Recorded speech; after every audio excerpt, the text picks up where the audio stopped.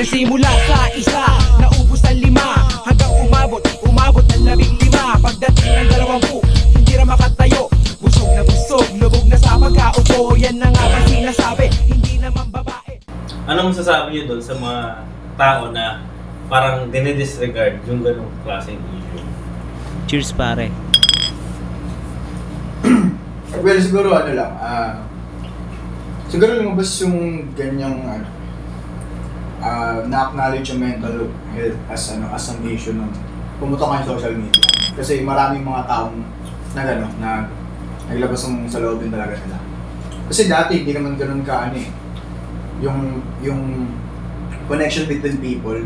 Ano naman talaga hindi naman ganun kalakas kasi dati nga letter by letter or text messages or Friendster, ganyan. Wala pa yung mga Facebook wala pa yung mga influencer kuno na na lumalabas So, ngayon kaya sa generation na to, kaya lang siya ganun kalakas as an issue. Kasi marami na nag-aano sa kanila. Marami na nag-acknowledge na ganito nga mental health problem. Pero yun nga, still though naiintindihan ko yung mga influencer na gusto lang nilang mag-spread ng awareness ganyan. Pero siguro na lang promote na lang nila yung mga institution na talaga nag-handle ng ganung bagay. Kasi kung hindi ka naman professional when it comes to mental health, anong say mo dun sa issue? Yung most of the time yung mga makikita nating nandiyan sa mga industry na yan sa psychology, mga psychologists natin hindi naman galing Gen Z. Excuse me. Like yung pa rin sabi may mga boomer, may mga millennial, may Gen X ba? Or Gen X. May mga ganong age Yung ganong age ganyang industry. Well, sila kasi is professional talaga sila. Inaral nila yung psychology. Mas magkakaroon ako ng confidence na makinig sa ganung tao kaysa sa influencer na pumutok na lang bigla sa social media. I-shop mo! Sorry, hindi talaga ako naniniwala sa Well, gusto ko Si Bossing Malipito, doktor yun, namin nagabot na Bossing! Pero, yun nga, I love you. Well, gusto ko yung entertainment na inaano nila. Kasi, may mga influencer na gano'n May side sila na nag-spread sila ng ganito, mental health awareness. May side naman na puro kalokohan. So, hindi mo na alam kung ano yung Nahalo. Kung ano talaga yung gusto nilang i-share sa social media. Kaya, hindi ko talaga sila ma-deem as somehow na credible when it comes to mga gantong usapin, mga gantong concern. Kung mental health ka, hindi mag-mental health ka na lang. Mag-focus ka na. Siguro, kumuha ka ng degree, aralin mo na. Hindi yung mental health, mag-share ka ng mental health isang araw, sabay na araw-araw, magbali-bali mo ka. Magpupupal ka sa social media, di ba? Parang hindi ganun ka, hindi ko siya yung nakikita ang credit. Hindi ka credible para sa akin. So na lang, be realistic na lang siguro, no? Kung social health issue, sa professional ka, huwag kang kumuha dyan sa kung sige mo nakikita mo sa... Hindi pala rin doon yan, parang... Focus it. Ewan ko, You can do it, Josh. Mga gagan. Tsaka hindi... To be honest, hindi naman talaga yung ibang influencer, pera naman talaga Pera, social media, pera kasi. So kung ano yung nakikita nilang papatok, mainit sa social media, sasabayan nila yan. So, yan. Social, ano ba rin? Professional health pa rin pala. For me naman, nasasabi ko lang din sa mga nag-isip na, dito ba? Kanina pa ako nakatingin. So, para sa akin lang, masasabi ko din sa mga nag-isip ng gano'n as we need to be more open-minded and we might not discover it by ourselves, no? Parang matagal na natin siya tinago or naging resilient na tayo sa ganung bagay, but we know that we experience that may ganung phase even though sa mga ibang generation, no? For sure naranasan rin niya ng karamihan na mas naunang henerasyon. Hindi lang siya ganun talaga naging malaking usapin. Kasi of course, in terms of communication, no? Yun nga, like, kaya siya sumikat rin dahil may social media. And we cannot pass the burden to the next generation, right? So, mas maganda na we are already andito na tayo sa era na napag-uusapan natin. Maganda na i-settle natin ng gawa natin ng paraan or resolution for this specific concern, no? Kasi if we're going to disregard this, Kumain na ba kayo? Bus na pulutan eh. or alisin natin usapin ganito sa mga problema natin sa buhay. Let's say that's a temporary band-aid solution lang. Na okay, walang ganyan usapin, walang drama, walang ano. But magre-reflect on our next generation. Hindi mapuputol ng magtutuloy-tuloy lang yun. Na parang ito na naman, ganito nangyayari, ganito. Hanggang sa hindi na solution na. So, masasabi ko lang, we need to think more on not just by ourselves, no? Magkaroon tayo ng holistical view on our sa mga taong nakakasalamuhan natin.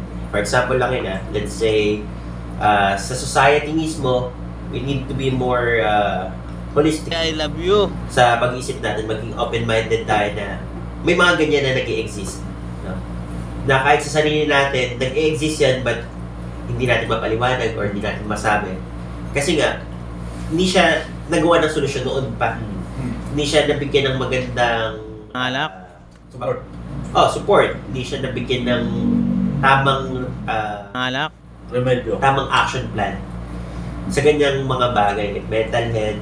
But I believe naman, no, dahil nga nasimulan na siya this generation on this coming newer generation pa is may improve yan. I still believe in humanity na magagawan doon ng paraan. Okay?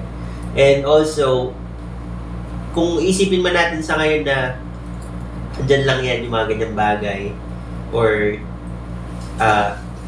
nag-exist, pero pwede naman natin hindi pag-usapan yan. We'll need to think again.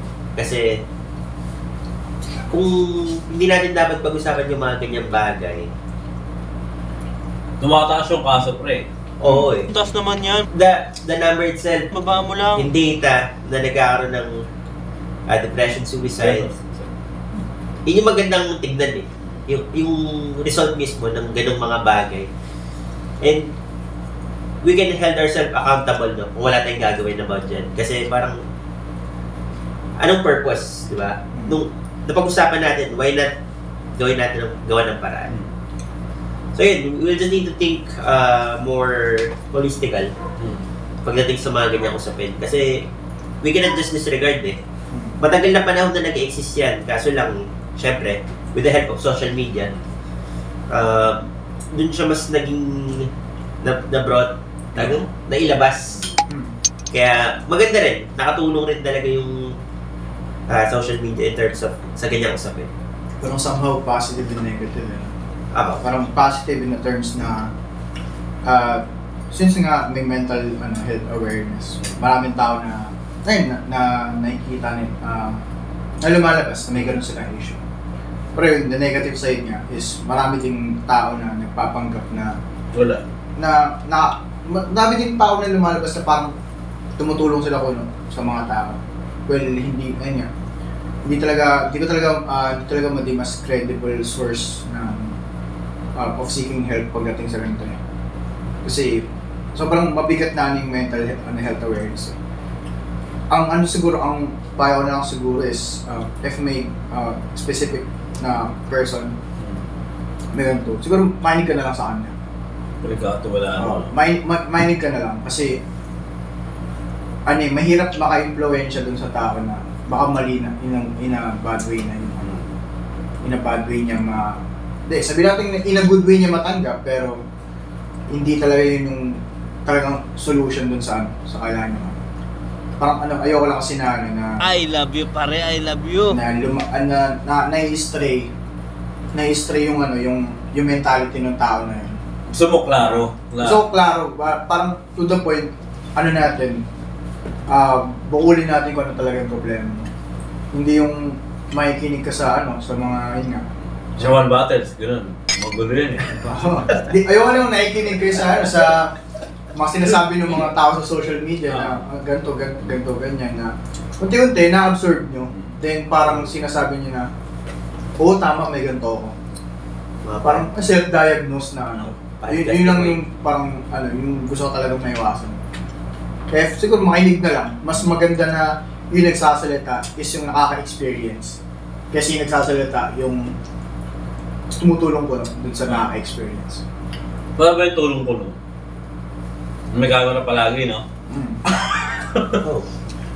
Ginagawa ko na yun. Diba?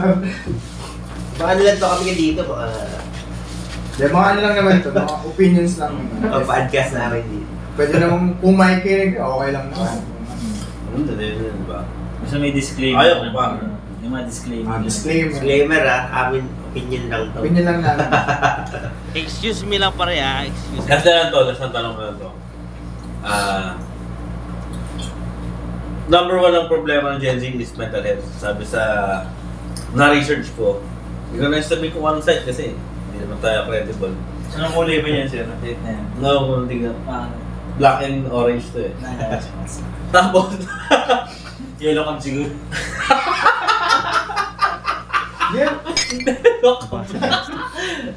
yellow cam ka eh.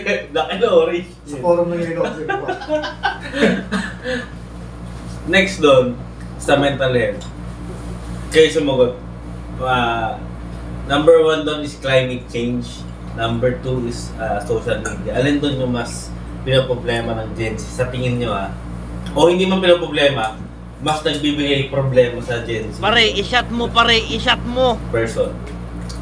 Social media or climate change? Ako na sasagot. Ikaw muna, sige. Wala naman social media talaga. Ano na yun eh, kumbaga, platform yan na, let's say may climate change, nag-exist yan. Pero yung platform na social media na i-compare mo yung sarili mo sa iba dahil yung nakikita mo, mas matinding kalaban yung ganun eh. Kasi iba, nagtataya sila sa utak eh, no? Parang, kung ano-ano. Oo. Wala ka nang masasabi din. Para sa akin mas mahirap pagka mo yung nasa ano mo lang eh. Climate change given, but andyan na talaga eh, parang kumbaga andyan na talaga eh. Antayin mo na lang kung kailan Kaya na lang, darating. kailan babagsak yung ano eh. Kailan babae. Pero yung social media parang dyan ano eh, di ba? Saka cancer siya eh, nanganganak talaga yung problema. Toxic, cancer, lahat. Andyan na sa social media. Kaya yung iba, may mga kalala ko na i-deactivate ang Na Gen Z din. deactivate na lang. Tapos, yung number one reason, sabi niya, hoarding na Facebook or toxic na eh. Lipat na lang Instagram, mga ganun. Cheers pare. Yung mga ganung scenario, para sa akin na number 2, social media talaga. Dapat nga number 1 na rin yan eh. Kumbaga, compare, i-correlate mo na siya din sa mental health. I think papasan siya sa ganung standard. Kaya na. Social media natin. Kasi climate change, natural yun eh. Hindi naman natin maiwasan yung climate change. Parang taon-taon naman nata na di mo siya pinoproblema araw-araw. Siguro sa taon pwede kung ilang bagyo dumaan. Ganun. Or kung ano talaga yung klima. Kung mainit, sobrang mainit ganyan. I mean, wala namang fix na permanent fix sa ganun eh. Kung mainit talaga, mainit. Ano lang talaga. Hindi, mag-aircon kayo. Kung walang aircon, mag-pipe mo. Bili ka tatlong electric fan. Pero yung social media. Once kasi na intoxicated ka na dun sa social media. Wala. Ang mahirap siya tanggalin. Lalo na pag nag-close na yung utak mo na ganitong ideology yung sinusunod mo. Or may mga specific kang tao na sinusunod. And sinusundan yung mga yapak nila. Well, wala na yun. Hindi na talaga siya na mahirap siyang i-penetrate eh. Yung mga ganong tao. Sarado na talaga eh.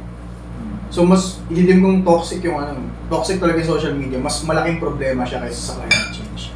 Kasi, Nakahawa, no? Nakahawa to sobra. Kaya talaga yan, think before you click. Yun talaga yan. Tsaka pipiliin niyo siguro yung mga tao na Pinafollow niyo or mga post na tinitignan niyo Ang siguro. bilis ano ng social media. Let's say for example, this restaurant na viral ngayon, no? Na Yung nagpatayo ng waiter eh. that explaining. That was Saso ba? few months ago eh, but this restaurant na yun nga, they say that they are pet friendly. Oo, na. And then yun nga, so pumutok yung usapin doon. Aspin. Of course, apektado business nila. Out of curiosity lang, no, hindi mo talaga interested sa mga ganyan. But, of course, mahal natin mga aspin. But not really interested sa part na makikipag-away ka pa. Oo. More on nakikibasa lang ako eh. Ay, pag binasa ko yung or chinek yung page nila, nakita ko, Bash? daming angry reacts plus yung Comments. mismong nila, yung tawag dun, Sasarado na yun.